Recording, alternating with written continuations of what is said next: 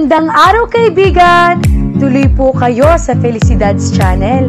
Sa mga kwento ng buhay at pag-ibig na hinalukay sa natatagong baul ni Felicidad.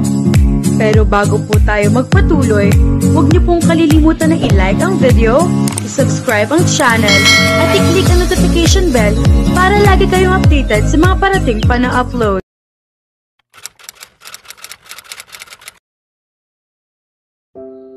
Kinabukasan, bago ulit mag-uwian, ay sinabihan ulit si Jade ni Alan na samahan niya ito sa pagbisita sa isang branch nila. Saka siya inihatid nito sa bahay nila. Nang sumapit naman ng Sabado, ay pinapunta siya nito sa bahay ng mga ito. Nakaset up sila sa isang mesa sa pool area at busy si Alan sa laptop nito nang mag-ring ang kanyang cellphone. Nang makita niya ang pangalan ni Kirby na tumatawag sa kanyang cellphone, ay nag-excuse siya sandali kay Alan at lumayo sa mesa. "Hello? Naririnig ka ba niya?"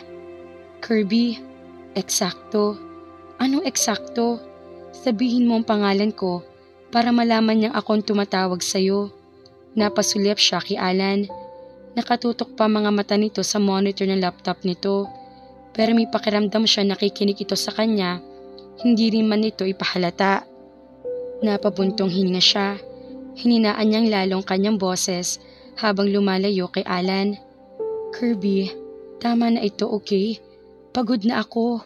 Subasted ka na." Tumawa ito. Hindi mo naiintindihan.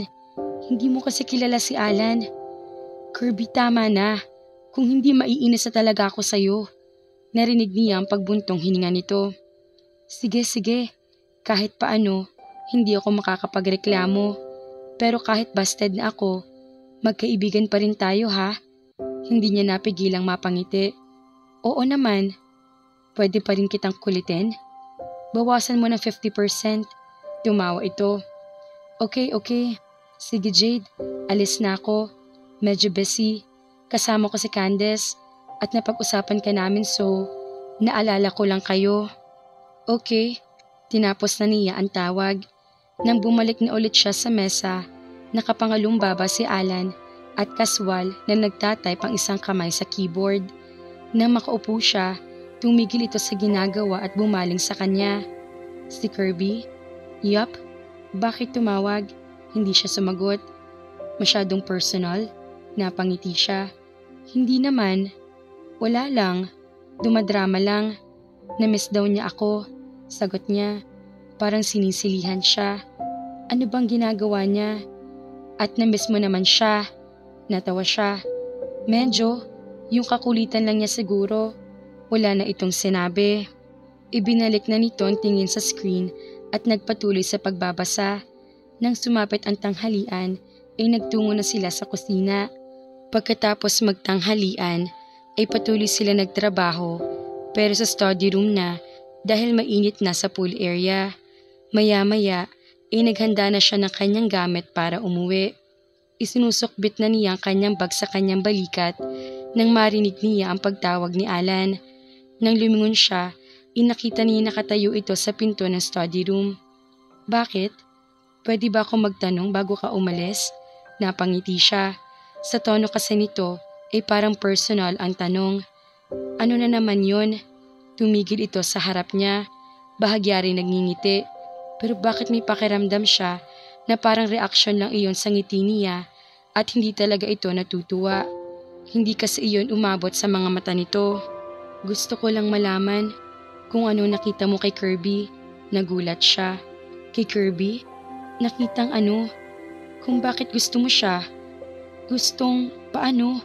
Ang tinutukoy ko ay tungkol sa romantikong pagkagusto. Natawa na naman siya. "Si Kirby?" Napapagod na siya. Sa Lunes, malalaman na rin naman ito ang bagong development sa panliligaw sa kanya ng pinsan nito. "Binasted ko ng pinsan mo." "Ano?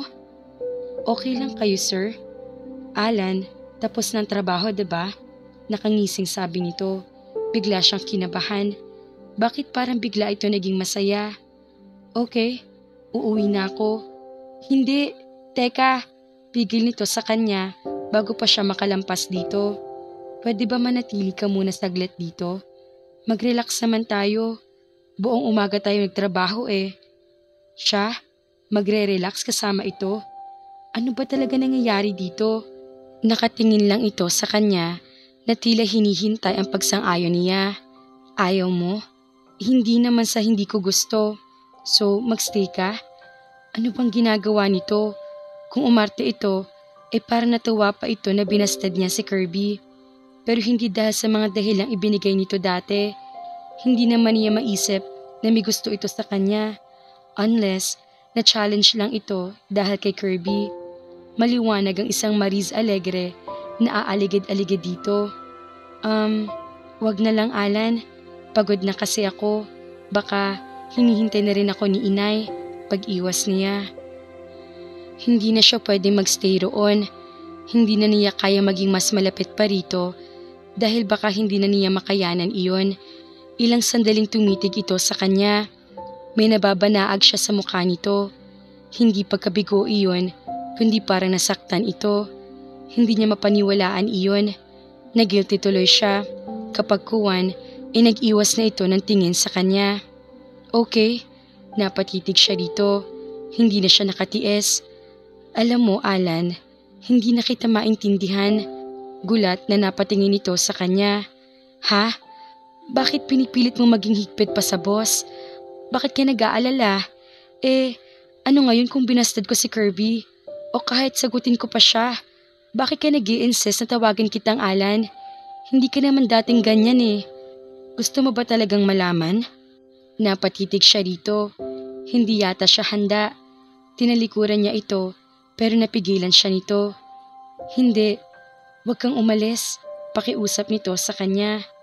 Jade, pumikit siya ng mariin at nag-ipon ng lakas na kumilos para maitulak ito palayo sa kanya. Pinakawala naman siya nito.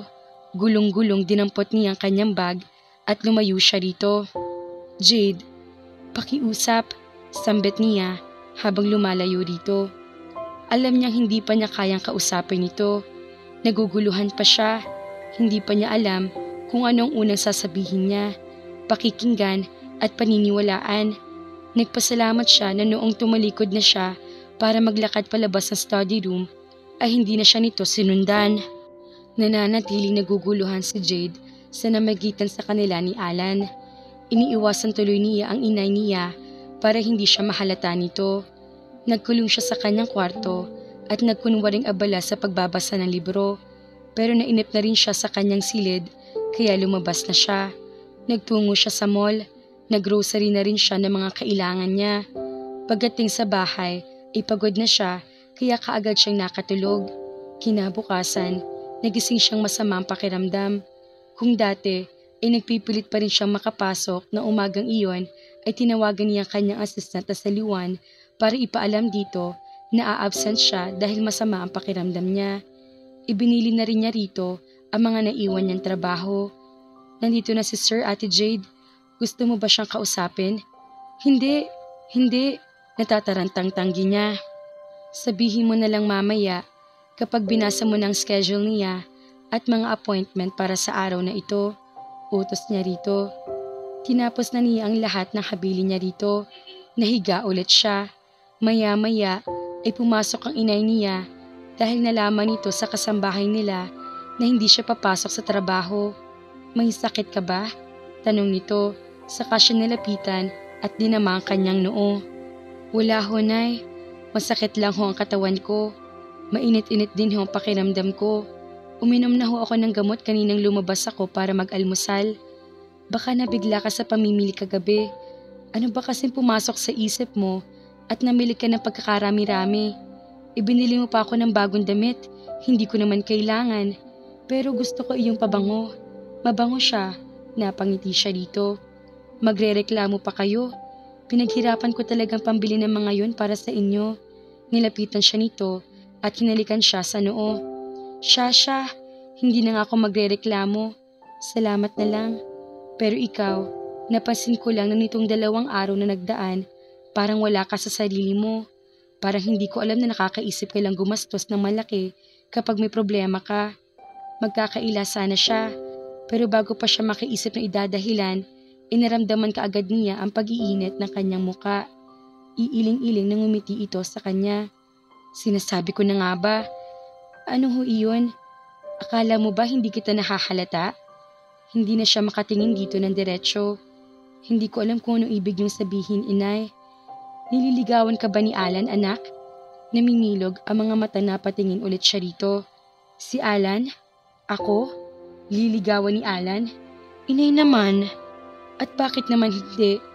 Alam kong natutuwa siya sa'yo. Humahanga. Abay anak, bata pa yang si Alan. Kilala ko na yan. Alam na alam ko ang signos kapag may nagugustuhan niyang babae. Makikita mo, hindi magtatagal at mararamdaman mo rin. Makikita mo, tama ako. Nang lumabas na ito ng kwarto niya, nakatitig pa rin siya sa nakasarang pinto. Naisip niyang sinabi ni Kirby at ngayon naman ay ang kanyang inay. Napapikit siya, hinalikan siya ni Alan. Hinalikan siya nito na para may damdamin nga ito sa kanya. Nakabitin siya sa alanganin, pero kung heto na naman ako, umaasa, pero hindi pa rin makasiguro. Paano kung maniwala siya at maranasan niya kahit sandali lang ang kaligayahan sa piling nito? Pero hanggang kailan? Paano kung nagkaganoon nga lang ito dahil na-challenge ito kay Kirby? O na-challenge mismo ito sa kanya dahil sa dinami-rami ng babae ni Kandarapa dito? Siya na isang hamak na empleyada lang nito ay hindi. Pero hanggang kailan naman siya makakatanggi? Heto nga, at nai-imagine pa lang niya ang mukha nito nakatingin sa kanya. Hindi na naman niya malaman kung paano ulit siya haharap dito. Hindi niya maunawaan ang sensasyong nararamdaman niya sa kanyang katawan at hindi imposibleng maramdaman ulit niya iyon kapag nakita niya ito. Gusto niyang sumuko sa kanya, ganoon lang kasimple. Gusto niyang isuko ang kanyang sarili at gawin ang nag-iisang bagay na gusto niyang gawin para dito, ang mapaligaya ito. Umiibig na ba talaga ako? Naistorbong kanyang malalim na pag-iisip nang may marinig siyang pumaradang sasakyan sa labas ng bahay.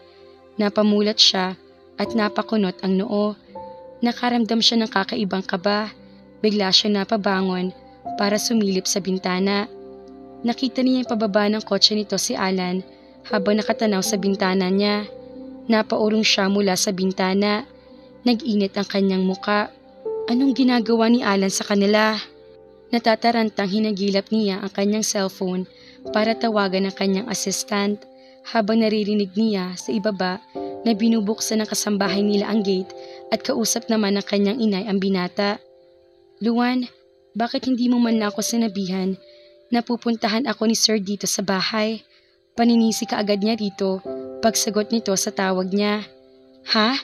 Hindi ko alam na pupunta siya dyan, Ate Jade. Promise, sinabi ko lang sa kanya may sakit ka at hindi ka papasok. Pinakinggan lang niya sandali ang schedule niya para sa araw. Tapos inutusan akong i-reschedule lahat ng appointments niya ngayong umaga. May pupuntahan lang daw siyang important. Umalis na siya rito pagkatapos. Ano? Hindi ko talaga alam. Narinig niyang pinapasok na ng inay niya si Alan. Alam niyang anumang oras ay aakyatin na siya ng inay niya sa kwarto. Nahiga ulit siya sa kama at nagkumot. Maya-maya ay nagring ang cellphone niya. Nang tignan niya iyon, nakita niyang si Kirby ang tumatawag sa kanya. Tinanggap niya ang tawag habang naririnig niya ang may mga hakbang paakyat sa hagdan at ang mahihinang boses ni Alan at ng kanyang inay. Hello? Bakit absent ka raw? Tanong ni Kirby. May sakit ka ba? Masamang pakiramdam ko eh. Ganon ba? Sayang, may baon pa naman akong... Kirby, sandali lang ha. May bisita kasi ako eh. Sino? Nagtatakang tanong nito. Sandali siya nag-atubili bago nagtapat. Ang pinsan mo. Saglit na namayani ang katahimikan bago niya narinig ang mahinang pagtawa nito. Uy! Kantsaw nito sa kanya. Noon, may kumatok sa pinto niya. Kumakatok na. Kirby, mamaya na lang muna. Go girl, go go go. Jade, may bisita ka. Tawag sa kanya ng kanyang inay. Pasok nay, sabi niya saka umana sa cellphone. Kirby, mamaya na lang ha. Ibinaba na niya ang cellphone saka kasabay ng pagbubukas ng pinto. Sa kanya naramdaman ang pagkapahiya nang maalalang hindi man lang siya nakapag-ayos. Ano ba naman yan mga ka-Felicidad? Manhid ba si Jade? Or talagang in denial lamang? Sus ko po, lahat ng senyales na nagsasabi na may gusto sa kanya si Alan, pati sinasabi na din ng kanyang ina at ni Cody, ay talagang hindi pa niya magawang paniwalaan. Siguro mga ka-Felicidad, ang gusto ni Jade ay ang sabihin ni Alan na mahal siya. Ang tanong, kailan nga ba magtatapat si Alan? Kaya naman, abangan!